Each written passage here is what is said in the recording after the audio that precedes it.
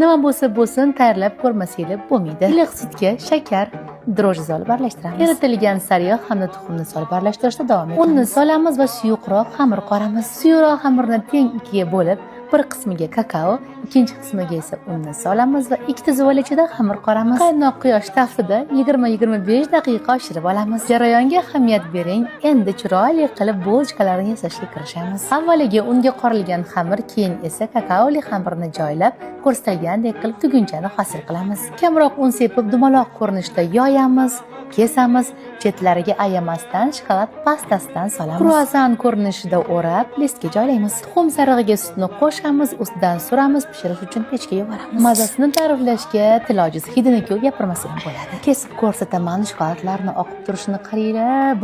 Bay. Bu shirinligimiz muzdekina Mojito Fresh Achakva bilan zo'r ketadi-da. Resept tayyor, nodirangizni duo qilish esingizdan chiqmasin.